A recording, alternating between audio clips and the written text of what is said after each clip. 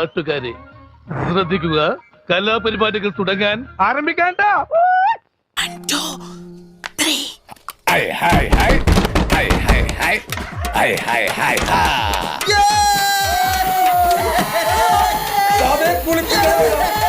അങ്ങനെ ചൂടാവല്ലേ. ദേഷ്യം പിടിക്കുമ്പോ കിക്കിലി എടുത്തിട്ട് മുഖം കാണാൻ എന്ത് രസാ. അല്ല, ഏതൊരു സിനിമാ നടിയുടെ പോലെ ഉണ്ടല്ലോ അല്ലേ? അവന്റെ ഒരു സത്യം പറച്ചില്.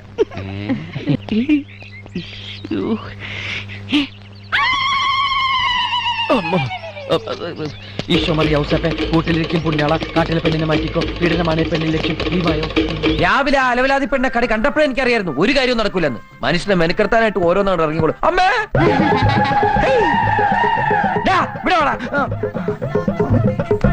നിന്നോട് ഞാൻ രാവിലെ പറഞ്ഞല്ലേ ഈ പോത്തിനോട് ഇറക്കി വിടണമെന്ന്. ഈ പോത്തിനെ ഞാൻ ഇറക്കി വിടാൻ പോയപ്പോ അതേ ഇങ്ങനെ കാണിച്ചിട്ട് വിശക്കണെന്ന് പറഞ്ഞു. എന്റെ കയ്യിൽ കാശില്ല എന്ന് പറഞ്ഞപ്പോ ഇവിടുന്ന് 50 രൂപ എടുത്തു വന്നു. 15 രൂപയുടെ കാപ്പി ഞാൻ കഴിച്ചു. ബാക്കി 35 രൂപയുടെ ഐറ്റംസ് ഇതേ കയറ്റിക്കൊണ്ടിരിക്കുന്നു.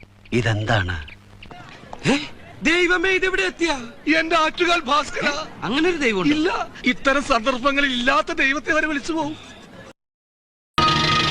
അയ്യോ എന്റെ അമ്മേ. അമ്പിളിക്ക് മാനസികമായ ചില പ്രശ്നങ്ങളുണ്ട്.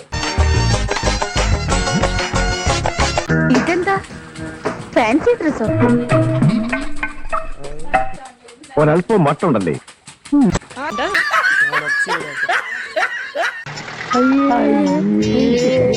എനിക്കറിയാടി നിന്നെ.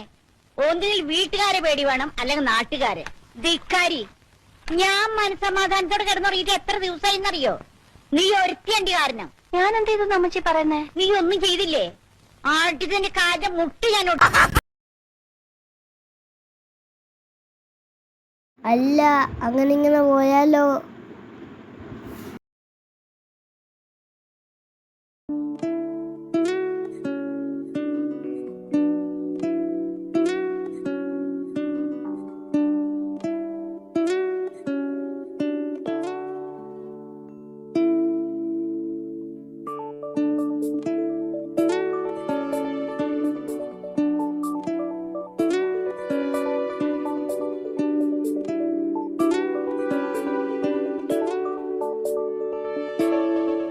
അകലവും അരികിലാക്കുവാൻ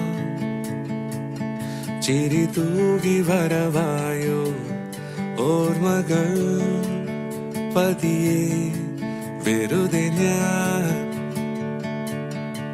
മിഴികൾ പൂട്ടവേ കിളിവാതിൽ തഴുകുന്നു ഓർമ്മകൾ പതിയെ കൊഴിയവേ പൂക്കളെ തഴുകി വീണ്ടും ചില്ലകൾ പുതുമലപ്പോ അണിയുകയായി പാതയിൽ എവിടെയോ കൈവിടും പഴയ നാളിൽ താളിലെ നിറവും മണവും തിരികെ തരും നീ ഓർമ്മകൾ. ഓരേ മോഹവാണെന്നിൽ നിറയെ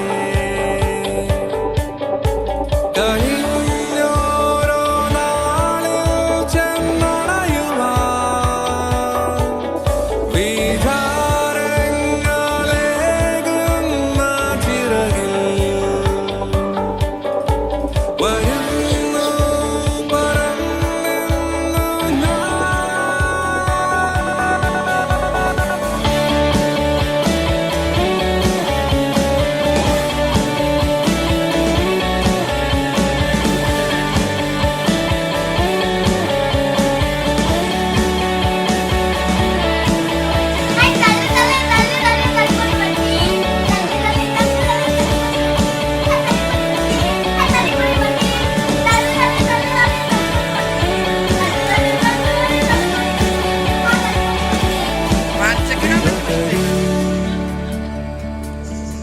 പുതിയ കാലമേ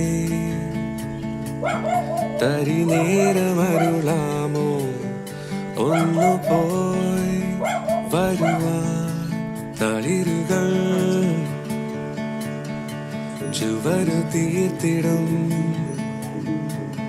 ഒരു കുഞ്ഞു കളി വീട് സാന്ത്വനം നുകരുവാൻ തരണമായി വീശിയൻ